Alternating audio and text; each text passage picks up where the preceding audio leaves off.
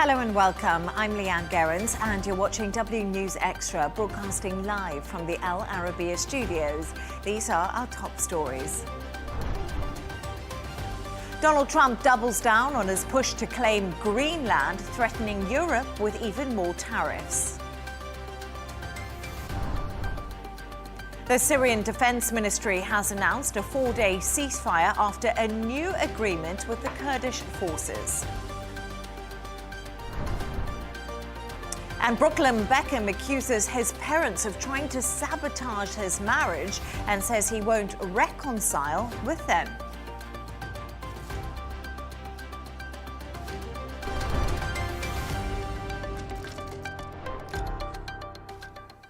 Now, President Trump is doubling down on his push to acquire Greenland, telling reporters ahead of the Davos summit, "We have to have it," arguing Europe cannot protect the Arctic island.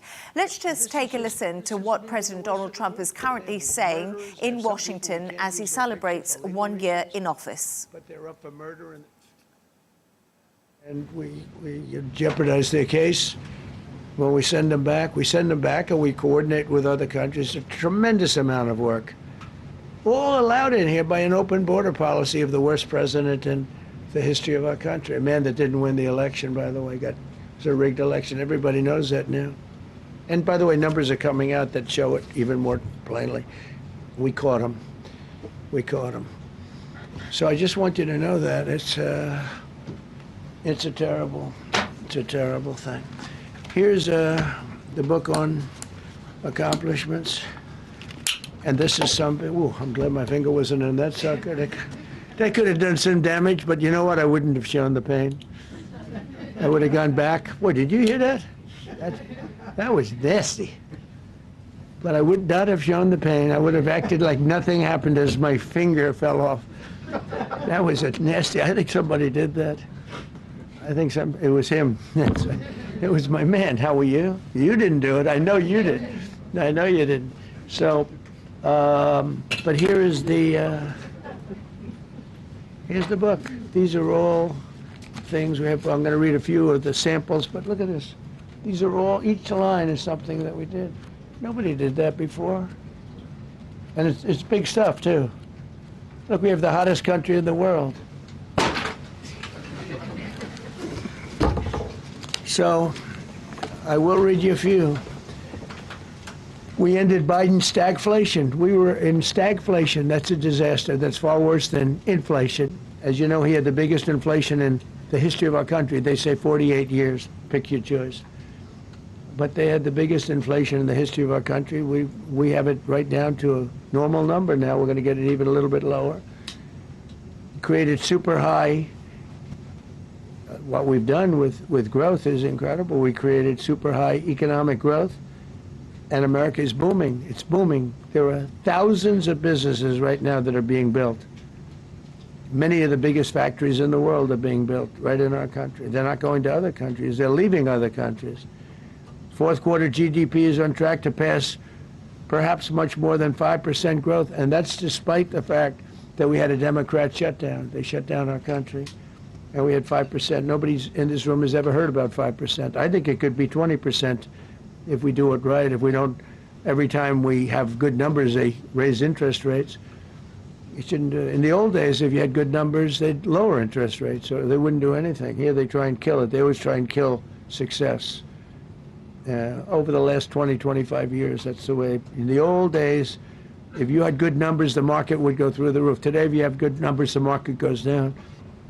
But by the way, we've had the best stock market in history, the best 401ks in history, and we inherited a mess. The numbers that we inherited were way up, and now we brought them, almost all of them, way down.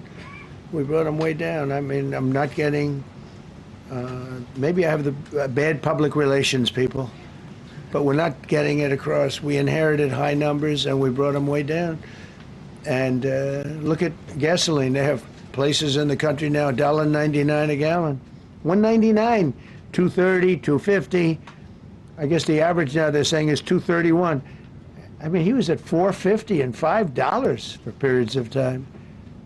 And he went back to the Trump formula, but he didn't do it properly, and he really went back to parts of it because they were... So there we are. That was Donald Trump giving that little speech at the White House, at the press briefing over in Washington before he heads to Davos. But to discuss this and all of today's stories, I'm joined by Dr. Elie Hindy, chairperson of the Department of Security and Strategic Studies at the American University in the Emirates, who joins me right here in the studio, and journalist and broadcaster Sarah Hewson, who joins us from Cambridgeshire. Thank you so much to both of you for joining me tonight.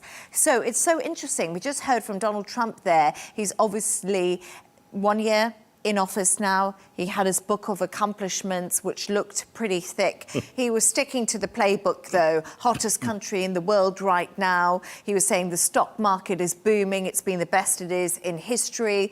And he obviously attacked Jerome Powell, the Fed chair, which he's done time and time again over those interest rates. So Donald Trump giving a little bit of a roundup of how he feels his year's gone. But this all comes off the back right now of what's happening with Greenland and all different geopolitical elements that are involved in this. Yep. Let's talk a little bit about that, Dr. Elie, because Davos is happening. We've heard from so many European leaders. What's Donald Trump up to over Greenland and putting tariffs on Europe? Is this his big show of power? He's here, he's the boss, he's the ruler. I mean, definitely what you've said is the exemplification of what Trump represents. But this is why the American people loved him and voted for him, because he presented this image of strength and power and America first and so on. So in a way, he mentioned bad public relations. In a way, he is his own worst enemy by the way he does, you know, the jokes, the sending to the media private messages between heads of states, doing a whole fuss about Greenland while everybody knows he can put as many soldiers he wants in Greenland based on NATO agreements. All these kinds of things, I think, deviate from why the American people actually voted for him, and while probably most will continue to support his policies, I think he's stuck in a place where we are in election years, in the midterm elections years, and his numbers are not very good himself as a president, but also the Republican Party. We saw also some defeats in the local elections. So I think he needs a big win. Venezuela was definitely a big push.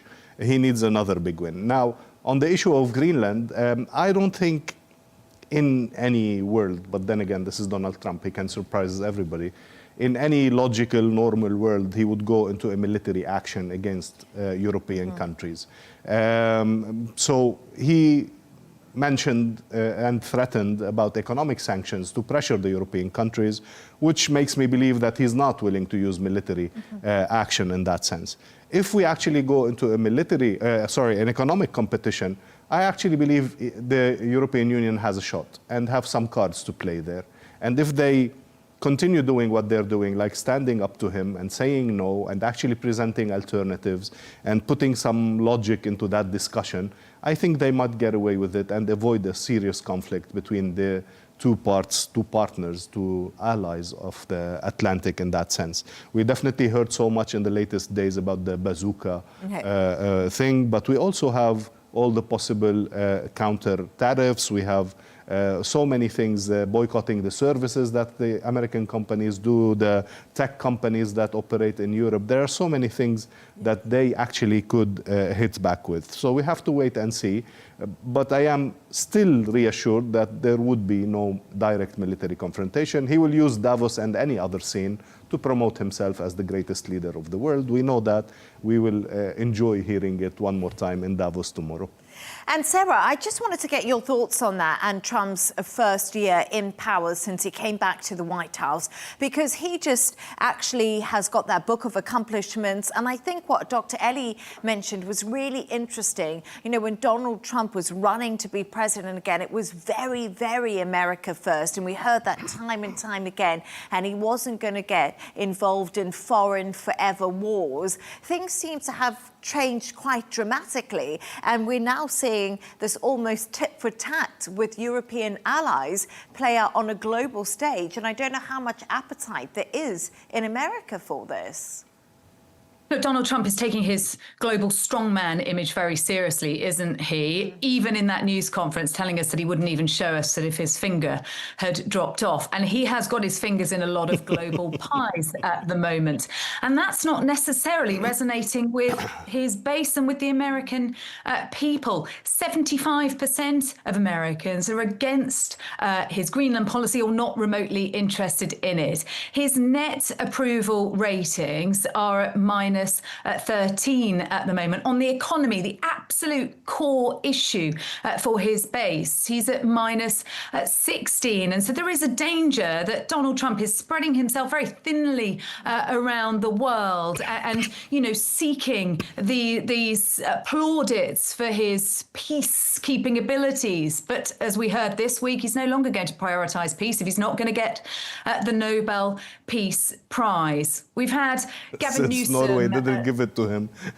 Because Norway didn't give it to him, exactly. And so we know this is a man with a very big ego and a very thin skin. And that is why we have had Keir Starmer, the British Prime Minister, tiptoeing around him ahead of Trump heading to Davos, giving a news conference yesterday saying that, you know, very much eager not to aggravate, to poke the beast, if you like. But we're starting to see a shift from European leaders. Emmanuel Macron talking about him being a bully, the Belgian Prime Minister describing him as the very hungry caterpillar. Perhaps they're having their Love Actually moment, while Keir Starmer is sitting back in this policy of appeasement. And we don't yet know which approach is going to be the right one. We don't yet know which Donald Trump is going to turn up and speak at Davos tomorrow, because he is so very unpredictable. And that is why it is so difficult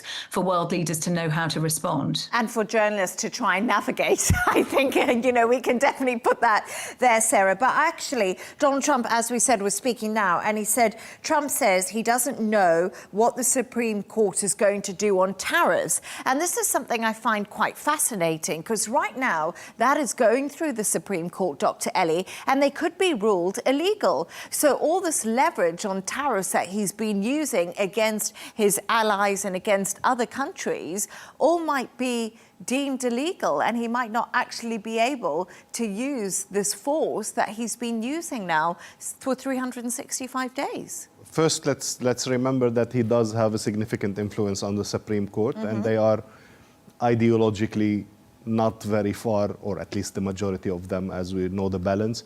But also there's ways around it. So if they say this is not legal, they need to say what is specifically not legal about it, and I'm sure he will find ways around it. Again, going back to the core idea, it is true that the US, at least the US people, feel that people and countries have been taking advantage of the US. Yeah. And he brought back the idea that we are much more powerful than this and we can do things. And this is what appeals to the Americans, even if it's not true or valid economically per se. But again, going back to what Sarah was saying and the European leaders standing up, we know that he is supporting right-wing leaders all around Europe.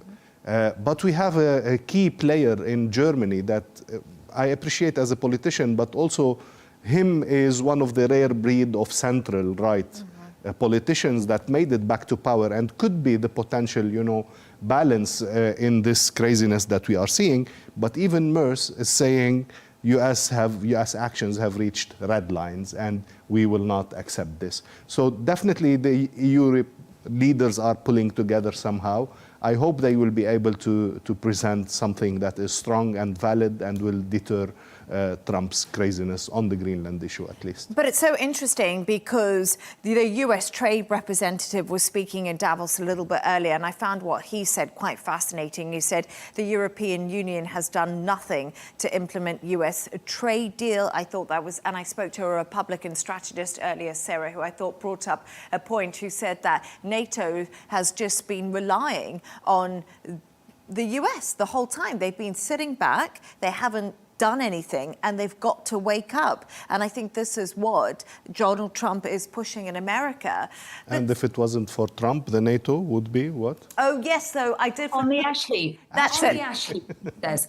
Yeah, if it wasn't for him, NATO would be on the ash heap. The irony is, if his Greenland plan goes ahead, then NATO will be on the ash heap. And that's certainly what we've been hearing today from Anders Fogh Rasmussen, for example, the former Secretary General of NATO. We've been hearing warnings from Mark Carney. But there is a point about defence spending, and Donald Trump has been pushing for a long time for NATO member countries to increase their defence spending, and that hasn't happened. And so I think this is certainly a moment at which, you know, those military alliances and the status quo that we have depended on for so long since the World War II is looking very, very fragile. Yeah, absolutely. But Dr. Elie, Sarah, mentioned their right-wing leaders, and I thought it's quite fascinating because Keir Starmer is actually apparently not going to Davos, but Nigel Farage is going. And of course, he's the leader of Reform. He's to the right in the UK. He's friends with Donald Trump. What kind of message does this send? Because, you know, time and time again, Starmer has been accused of being so weak. Yes, and indeed, Starmer being questioned on his approach to Trump right now. Nigel Farage, on the other hand, has long criticised Davos as this cosy gathering of globalists and has been very disparaging about it. And yet he's going to be rubbing shoulders with all of them over the coming days in the hope of getting some FaceTime with his mate, Donald. If he does that, and Keir Starmer is back at home, well, then that certainly does lead to some very interesting optics, doesn't it? Nigel Farage very much presenting himself as the official opposition and this kind of mediator in chief with Donald Trump. So Keir Starmer not planning to go at the moment. That could, of course, change, but not planning to go unless there's anything concrete for them to announce at Davos. And so at this stage, not travelling. Rachel Reeves is there, the Chancellor. We've been hearing from her that it's all about playing the long game when it comes to America, sitting back, and that Britain's approach has been proved to be right so far. It certainly was over the last year when it came to tariffs, and Starmer's approach paid off, the UK not being so heavily penalised as its European neighbours. But it is starting to look more difficult now when we are having Trump talking about Starmer and his act of great stupidity in giving away the Chagos Islands. And I think Starmer is starting to look humiliated and weak as a result of this. What levers does he have to pull? Well, we've got the King's state visit to the United States coming up later on this spring. European leaders also talking about counter-tariffs, but also whether or not they boycott the Football World Cup in the US. So there are tactics that they could employ, Trump-esque tactics potentially, you know, a bit tit for tat, and we'll have to wait and see how that unfolds. Yeah, definitely. And I think tomorrow everyone's going to be tuning in to Davos to see exactly what Donald Trump does, because I must admit something, I'm sure you can both agree.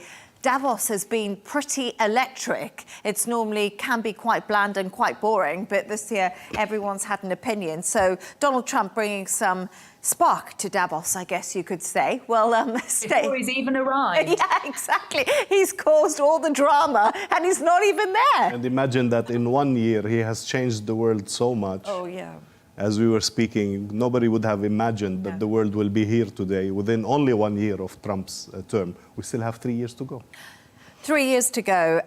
Absolutely fascinating. Yeah, definitely. Who ever thought we'd be in this position right now? And that's, I guess, what Donald Trump does. He keeps everyone guessing, everyone who's watching every single news show and reading every newspaper in the world. Thank you so much for your thoughts. Stay right there now as we move on to another story. And the Syrian Defense Ministry has announced a 4-day ceasefire after a new agreement with Kurdish forces. It came after around 1,500 ISIS fighters have escaped from the Shadi prison as both sides trade blame. Actually, Dr. Elie, just before we came on air, there was a headline that broke, and guess Well, it was from Donald Trump, so I'm going to tell you what it is on Syria. Trump says he helped stop prison break of European jihadists in Syria. So he is talking about this, and I don't know your thoughts on what he had to say there.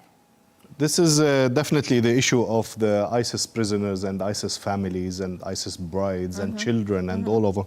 This is one of the big contentious issues in northeast Syria and with the SDF altogether. If we take a step back and look at how things developed in that sense, practically we saw a flow of jihadists from all over different countries that maybe could have been prevented better if Western countries wanted to prevent it, but they seemed fine with it. And that flow of ISIS jihadis was then handed to the SDF to play the dirty role of fighting ISIS and being the most forefront. And this is why the SDF, the Syrian Defense Forces, got the most support from the US and from the ISIS fighting alliance and all that thing. And they were allowed to take control in Syria of much larger areas that are purely Kurdish or purely under their control.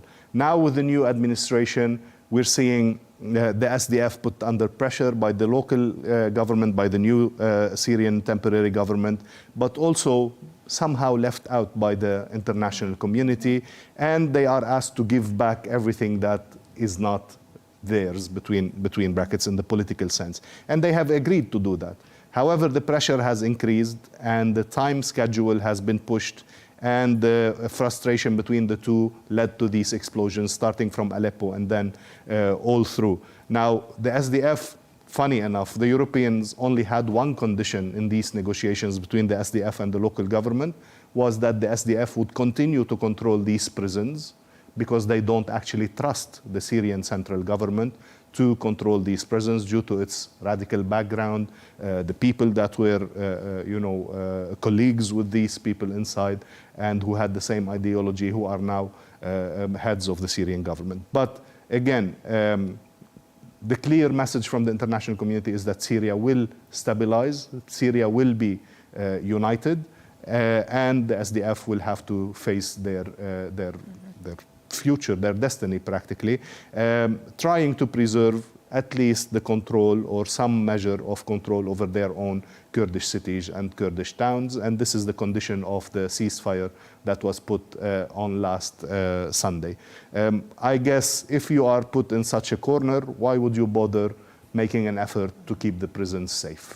So this is what led to the fleeing of thousands, it seems, of people. We don't know if they are the women or children or if they are fighters. We don't know the details, but definitely everybody was concerned, and the US did interfere to try to limit this damage. And it's so interesting because the US envoy, Tom Barrack, was speaking a little bit earlier, and he says original purpose of Kurdish forces as primary anti-Islamic state force has largely expired. And like you said, the US did support the SDF, and now we're seeing a change in that, and it's become a more difficult situation. But Sarah, let's talk about something that's been a big story in the UK for a long time, and there's speculation that the former ISIS bride and that Shamima Begum could return to the UK as a result of this fighting too. Do you think that this could genuinely happen? Could we see her back in the UK? No, this is a story that has dominated headlines here for more than a decade. It was in 2015 that the then 15-year-old Shamima Begum travelled to Syria from London. She'd been radicalised online. She married an ISIS jihadi. They went on to have 3 children. All of those children died in Syria. And in 2019, the British government stripped her of her citizenship. Now, she was effectively rendered stateless. Britain says she's not, that she's Bangladesh's problem. Bangladesh says she's not our problem, she's yours. And there are now potentially 2 routes for her getting out of the Roj camp in which she is currently being held. One is if the fighting means that she and fellow detainees break free from that camp. But the other is through legal routes, because the European Court of Human Rights has called on the British government to justify its decision to strip her of her citizenship. Now, that, as you will remember, was an extremely controversial decision at the time, with much argument from those in favour of it and from civil rights groups, that she was a teenager at the time, that she was a victim of trafficking, they had claimed, and that she should be brought back to Britain. She's Britain's problem, and that she should be tried in a UK court. She's never faced UK justice. And so, as I said, she has effectively been rendered stateless since 2019. And the current Home Secretary of this, of course, was a decision made by a Conservative government. Now the Labour Home Secretary is standing her ground, saying that the British government was absolutely justified in stripping her of her citizenship. And politicians, of course, don't want to be seen to be soft on ISIS. It's not going to be a popular political decision to say, yes, she can come back and face justice here.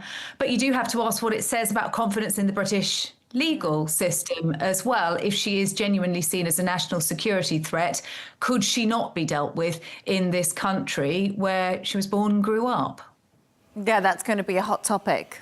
Definitely, most Western countries have not done enough to bring their citizens back. And maybe, to some extent, they would have preferred to leave them there and find the legal ways to do it. So, yes, it's going to be an issue once they are out by mistake or by legal measures, how the Western communities will deal with this. Thank you so much for your thoughts on that. Now we're going to move on to another story. And Brooklyn Beckham has broken his silence on reports of a family feud, saying he does not want to reconcile with his parents. In an Instagram post, he accused his mum and dad of trying to sabotage his marriage and controlling him for years. Speaking at Davos earlier, David Beckham said all children made mistakes. Take a listen. I've always spoke about, social media and the power of social media, for the good and for the bad. The bad we've talked about with what kids can access these days, and it can be dangerous. But what I've found personally, especially with my kids as well, use it for the right reasons. I've been able to use my platform and my following, for UNICEF. And it's been the biggest tool to make people aware of what's going on around the world for children. And I've tried to do the same. I've tried to do the same with my children, to educate them. They make mistakes. Children are allowed to make mistakes. That's how they learn. So that's what I try to teach my kids. But, you have to sometimes let them make those mistakes as well. Sarah, this story, wow. And I must admit something, it feels very similar to Prince Harry's situation, doesn't it? Why has Brooklyn decided to just speak out against his family now and almost just press the nuclear button? Yeah, he really has. It's a mic drop moment when this 6-page statement dropped on Brooklyn Beckham's Instagram last night to his 16 million followers. He really has gone nuclear, and he's effectively saying enough is enough. I'm going to tell you my truth. He says he has lived for years with his parents controlling the narrative, that they never accepted his wife, that his mother sabotaged his wedding day. It goes on and on and on. It is excruciating to read this. And you are right, there are parallels with what has been happening within the British royal family. As he talks about this family putting the brand and the reputation of the brand before all else, as he talks about this big spat over a dress he claims that Victoria Beckham pulled out at the last minute for making her soon-to-be daughter-in-law's wedding dress. That is a potentially recollections may vary moment, because a Vogue article earlier said that Nicola Peltz Beckham's dress was over a year in the planning with Valentino. And then it's a little similar, isn't it, to that bridesmaid dress row, with the initial stories being about Meghan making Kate cry over the bridesmaid dresses, then Meghan saying, actually, it was Kate that made me cry. There are a lot of parallels here. And interestingly, David Beckham, he's just had his knighthood. He's quite good friends with the king. They swap jars of honey and rose bushes and gardening tips. They've got more in common than they might have wished for, with these sons who have crossed the Atlantic and decided to spill the beans in the most public fashion. I find this story and everything that's going around this, I don't know, Dr. Elie, maybe don't share Sarah and my passion about this story, but it's absolutely fascinating, because I just look at a family like the Beckhams, and I look at Brooklyn Beckham, and he's had so much criticism online because he's had everything. You know, he's got millionaire parents. He was the first child. His parents have done so much for him. He's had failed careers. He tried to be a chef, he's not one. He tried to be a photographer, he's not one. And he wouldn't have met Nicola Peltz, who's from a billionaire family, unless he was a Beckham. So is he just a Nepo baby crying about nothing, basically? I'm just still trying to overcome the fact that the dress was 1 year in the making. I can't wrap my head around that. But it's anyway. A big celebrity wedding. Well, okay. Yeah. Again, it feels like these people are living in a different planet. But at the moment, we have the Ukrainians freezing to death and the situation in Gaza. But anyway, I think that what you're saying goes to the point, which is very true, that whatever he does in life, he will still continue to be recognized as the son of David Beckham. And he will not be able to liberate himself from this. Same for Harry and other situations. I think the image of the family has a huge load on children, especially the ones that are not so mature, emotionally mature, even if he's in his 20s. I think it takes a toll on the person, and at a certain time, either he breaks or he revolts in that sense. And we've seen this so many times over and over with politicians, with artists, with singers, with every kind of public figures. So it's very understandable.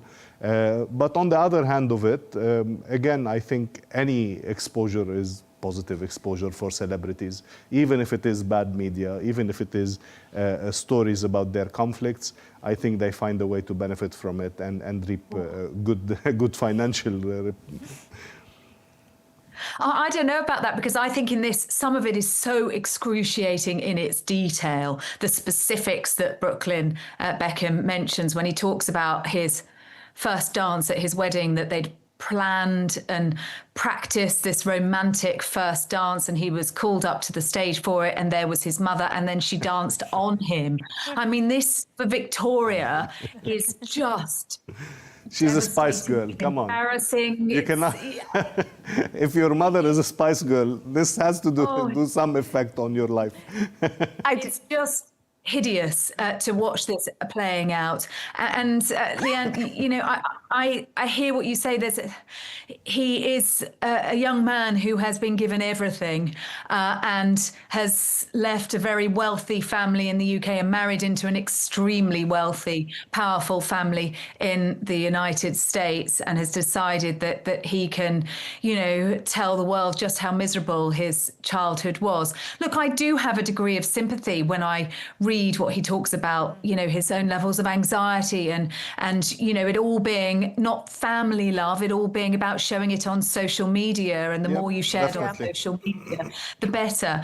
But there must be another way of doing this and not having to, you know, put this out there for the world to see. And you know, Dr. Elie, as you say, you know, there are far more important stories in the world. And yet what is the most read and the most talked about story in the UK? It's the Beckhams. And his promise that he has more to say. Can you imagine how much people will be checking his page on a regular basis? That reminds me of Prince Harry saying that, you know, the book was 400 pages and actually he had 800 pages. There was more to say. So I find it absolutely fascinating, but I also always just think blood is thicker than water. And at the end of the day, you can always forgive family in many occasions. So let's see if, you know, If it possibly... is financially beneficial, they would reconcile. No problem with that. But I was just saying maybe, you know, Prince Harry will meet his family again and Brooklyn Beckham will, and we would have forgotten all about this. We can all live in hope. But now it's that time of the show where Sarah and Dr. Elie have chosen their quirky stories of the day. And Dr. Elie, you always find these stories, but I don't know where from. You're going to have to tell us. Well, and yours is about a priest who's actually a DJ. Oh, yeah. I mean, if you look at any Lebanese news station for the past 2-3 weeks, you would see Father Guilherme as the front page and as the front news, simply because the guy is, first, he's a Portuguese priest. He's priest during the day and he's DJ during the night. He plays techno music. And a bit controversial because he includes in his festivities, you know, pictures and speeches by the popes, some prayers here and there, a blessing here and there.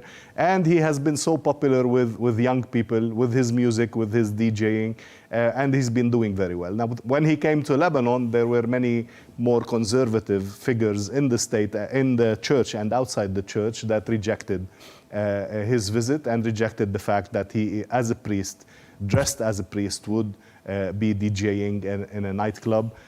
So there was a whole controversy for so many weeks, and eventually, like everything in Lebanon, they came to an agreement and a middle way where he would be DJing, not wearing his clergyman, but wearing a nice T-shirt. And I think he chose the very good T-shirt from the Chosen production that has the two breads and the 2 fish and the 5 loaves of bread. They're resembling a passage in the Bible, again reaffirming that he is strong in his presenting himself as a priest, as a religious leader, but also doing this amazing work as an artist, as a DJ, as a musician. And I must admit something, the crowds are phenomenal. We're watching those pictures right now. Look at everyone going there. And I must say something, Sarah, I don't know if you agree with me, but I quite like the sound of Christian techno, but I also like the sound of the message getting out to different people. Indeed. I think this is really important. Look, the church has been desperately trying to reach out to a younger generation as aging congregations were dwindling. And this is a really, really powerful way of getting that message across. And we know that actually Gen Z are possibly the most religious generation for a long time. And church attendance is going up among the younger generation because they see the world as being so messed up. They're looking towards something to believe in. And look, I've got young boys. I've got one teenage boy. And when I listen to some of the music that they're listening to and some of the lyrics and the really harmful, dangerous, misogynistic messages that are out there, I'm much more in favour of this kind of message being put out there in music and to make those very, very good messages about the Christian spirit to make them cool. And he's not very young, huh? You can see from the pictures, like he was even able to blend in with the youth and feel a connection with them simply based on music. And again, it's the power of music. It's absolutely fascinating, Dr. Elie, and I also agree with Sarah's. Just some of the music out there right now, you know, we could all do with a bit of good Christian messaging. And Sarah, yours we're going to end on, and it's about something I've never thought I was ever going to talk about, a very clever cow. Yes, cows not known for being highbrow, are they? But this is Veronica. She's a Swiss brown cow who lives in Austria, and she lives a very nice life. And she's confounding our previous expectations of cows, not known for their intelligence, more for standing around vacantly in fields, chewing the cud. But now scientists think there might be a bit more going on up there than we might have thought. You can see her there with the broom, picking up the broom and using it to groom herself. herself. And this was first observed by her owner. I should say she's a pet. She's not kept for her milk or her meat. She lives with a baker on a lovely farm outside Vienna. But he noticed she was grooming herself with this broom that she was picking up from the floor. Scientists then got hold of this and they decided to observe her and put her to the test. And you can see that she's turning the broom around to groom different parts of her body. And that suggests some degree of cognition and some degree of intelligence. We see animals rubbing themselves and scratching against trees and rocks, for example, but using a tool. And so scientists now suggesting that perhaps we have underestimated the power of the cow before, and the bovine brain might be more advanced than we might have thought. And I've also been looking at some examples, Leigh-Ann, of other creatures that use tools in their everyday lives, a la Veronica. And we know that chimpanzees are very clever, of course. They use stones to hammer their nuts to open them. Octopus, they use a shell to give them a degree of shelter. And crows, they use wire to form their own hook to be able to get to their food. But here we've got Veronica. I think there may be a degree of the fact she's had a very good life, a long life, and she's had a lot of human contact, which may have shifted her approach. But certainly Veronica there, now a scientific phenomenon. I love Veronica. Well, we've heard so much about how much the music and the well-being of the cow would improve the quality of its milk, even scientifically proven to a certain extent. So definitely there's something going on in there, much more than we think, to all the animals. And every animal has his own way of amazing us. I've seen crows and magpies do amazing things with tools. So I fully agree with this exploration of the abilities of the different animals, cognitive abilities of different animals in specific things, at least. Amazing. Either that or she's just very vain. I think she's very vain. I think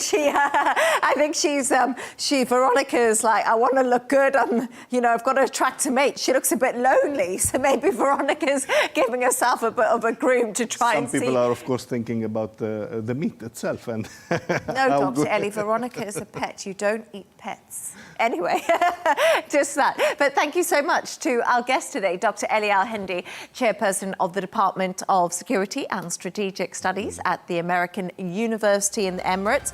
He was sitting right next to me here, and journalist and broadcaster Sarah Hewson, who joined us all the way from Cambridgeshire in the UK. And that's all from us on W News Extra. Don't forget to subscribe to our YouTube channel, follow us on X. G&T will be coming up next. Goodbye and thank you.